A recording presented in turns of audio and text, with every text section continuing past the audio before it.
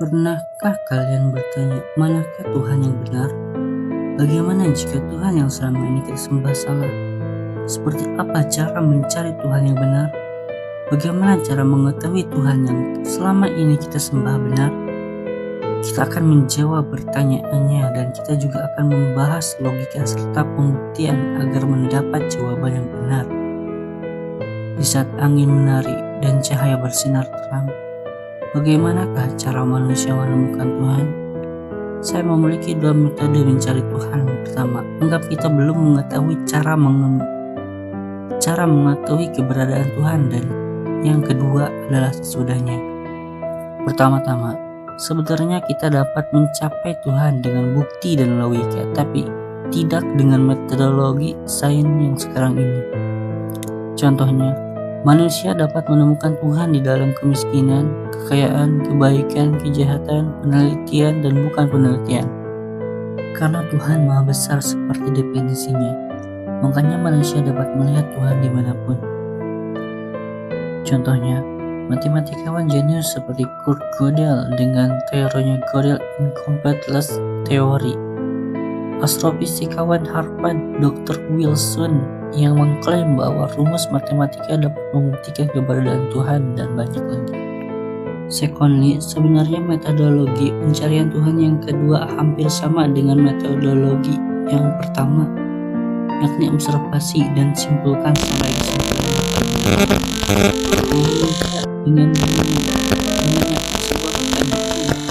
dan juga jangan lupa, sebenarnya semua penemuan bukan dimulai dari pertanyaan, melainkan berasal dari observasi dan penarikan kesimpulan, termasuk menemukan Tuhan. Jika Anda berhasil melakukannya, Anda akan dapat menemukan Tuhan secara logis beserta pembuktiannya. Mari kita masuk ke topik utama, yaitu pertanyaan-pertanyaan yang pertama kali kita tanyakan. Bagaimana mencari Tuhan yang benar dan cara mengetahui Tuhan yang benar? Ada beberapa ciri atau cara mengetahuinya. Pertama-tama, semua hal itu sebenarnya bisa dianggap Tuhan selama hal itu dianggap Tuhan. Kita di sini akan membahas Tuhan yang membuat alam semesta, bukan Tuhan palsu atau yang tidak dapat membantu dirinya sendiri. Ciri selanjutnya, kita dapat menemukannya dengan mengobservasi ciptaannya, seperti Nabi Ibrahim alaihissalam yang mengobservasi langit, bintang, matahari, bulan, dan sebagainya untuk menemukan Tuhan. Seperti Albert Einstein yang berasumsi ini Tuhan Sapinoja dan menyatakan Tuhan alam semesta tidak saling bertentangan. Kita akan membahas Tuhan Sapinoja Einstein dalam video. Terakhir, saya akan menyatakannya secara jelas dan secara rinci agar mudah dipahami di sini.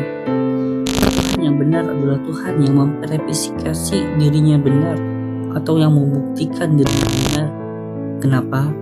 Karena terbukti benar. Bagaimana cara mengetahui atau memverifikasinya? Contohnya kitab suci, isi prediksinya haruslah benar secara harfiah, bukan secara imajinatif. Contohnya, alam semesta itu tumbuh dan dapat dulunya satu kemudian terpisah. Kedua, alam semesta dulunya satu kemudian terpisah.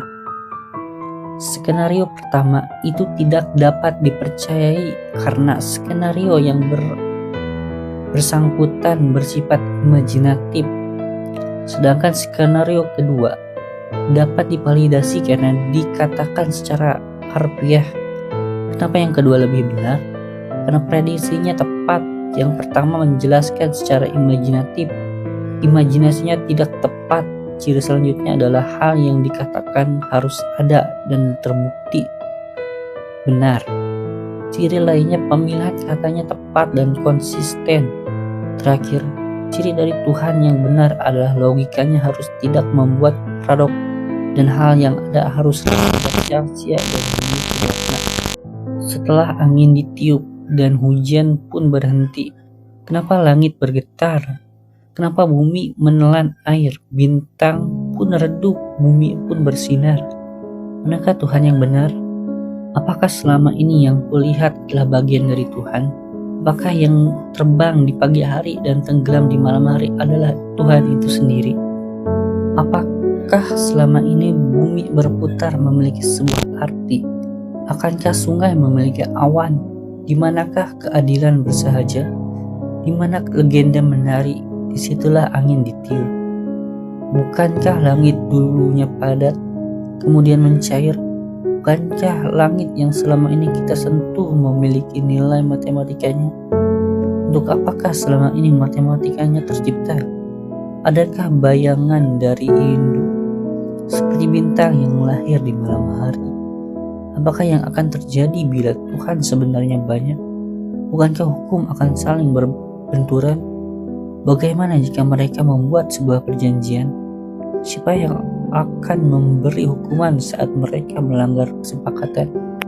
Siapakah yang lebih berkuasa dari mereka? Ia yang memberi hukuman itulah Tuhan yang paling berkuasa. Tuhan yang memberikan hukuman itulah Tuhan yang layak diikuti. Demi matahari yang sedang memberikan hukuman dan cahaya yang sedang berseluncur, adakah hari di mana air dimandikan cahaya? Hari di mana angin menari? Akankah Tuhan mengetahui bahwa hujan turun mendesik? Akankah Tuhan membalas ciptaannya? Bukankah Tuhan bertanggung jawab atas ciptaannya sendiri? Di mana arti bentuk dan Tuhan hanya menuliskan makhluk hidup? Siapakah yang salah atas kerusakan yang sudah terjadi? Akankah Tuhan menghukum tanggung jawabnya sendiri? Apakah dirimu akan menghukum tanggung jawabmu sendiri? Bukankah otakmu menghukum yang baik dan yang buruk? Kenapa otak kita mengetahui hal yang baik dan yang buruk? Apakah ini berkaitan dengan Tuhan? Sekali lagi, siapa yang bertanggung jawab atas hal ini? Duhai bunga yang bermekaran dan pelangi yang meredup, adakah jaminan atas sebuah pijakan? Benarkah Tuhan merawat seluruh alam semesta? Untuk apakah segala tindakan Tuhan dilakukan? Adakah banyak misteri di dalam semesta kita? Kenapa misteri tetap menjadi misteri? Untuk apakah kebajikan dibuat? Duhai yang memelihara langit dan bumi, akankah hatiku menari di atas awan, mengejar samudra dan arah mata angin? Saat waktu dibuat untuk mengetahui air terjun jatuh mendersik, untuk apakah manusia diciptakan? Jika hidup setelah kematian ada, untuk apakah hidup sebelum kematian? Untuk apakah kematian diciptakan? Saat jerami jatuh, apakah Tuhan menciptakan semua ini sia-sia? Tidak adakah tujuan semua ini diciptakan? Bukankah semua hal diciptakan memiliki arti dan hikmah? Air hujan turun untuk menghidupi tumbuhan bahkan hewan. Cahaya meluncur membawa waktu. Meteor jatuh menghancurkan bangunan. Seni tercipta untuk dinikmati. Senyum diciptakan untuk menenangkan. Adakah hal yang kamu tanyakan? Seperti apakah laut jika tidak ada awan? Mungkinkah manusia bangun dari tidurnya untuk menikmati keindahan? Akankah malam membuatmu bertanya, Tuhan, mengapa Engkau ciptakan manusia? Apakah manusia tercipta hanya karena orang tuanya bercampur? Apakah malam tidak tercipta melainkan kecuali untuk dimanfaatkan? Apakah manusia juga sama tercipta untuk dimanfaatkan? Apakah engkau juga sama tercipta untuk dimanfaatkan? Demi malam yang sunyi dan air yang mengalir bagaikan bunga yang berterbangan. Bagaimana bila alam semesta ini tercipta karena ketidaksengajaan? Bukannya itu berarti tidak akan ada kitab suci yang benar, akan ada makhluk hidup yang tidak bisa memakan apapun, hanya menunggu tersiksa oleh waktu. Kiamat terjadi di mana-mana. Banyak makhluk hidup kelaparan, dan demikian itu karena tidak terurus. Bagaimana jika alam semesta ini tercipta karena kebetulan dan kemudian terurus? Itu bukan kebetulan lagi namanya, tapi terurus atau terdesain. Akankah hujan turun menemui sang surya? Akankah tarian menemani singgahnya sang surya? Bukankah air menemani gelapnya sang malam? Apa arti dari kebebasan jikalau semuanya menuju jalan buntu? Akankah insan yang berdenyut menutupi misteri sang surya? Apakah Tuhan akan menjawab semua misteri ilahi? Di manakah datangnya langit? Apakah dengan mengenal Tuhan kita akan memahami alam semesta? Atau apakah dengan memahami alam semesta kita akan memahami Tuhan? Dengan keterbatasan, apakah yang akan kita ketahui? Langit menjadi gelap dan bintang bertaburan di mana-mana. Oh sang surya, kenapa engkau tidak menghentikan sang waktu? Oh sang surya, apakah Tuhan itu baik atau jahat? Jikalau Tuhan itu jahat,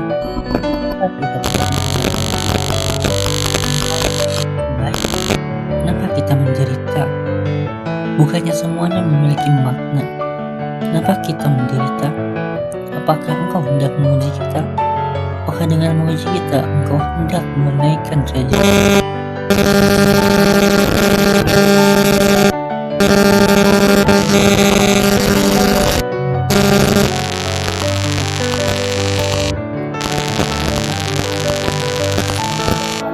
Debu pun berterbangan gitu memiliki makna.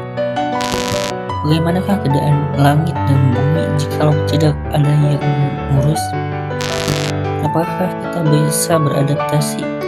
Kenapakah zat kimia merespon seorang mengetahui apa yang dibenturkannya? Bukankah kita hanya sekumpulan zat benda mati? Jangan lupa like dan subscribe.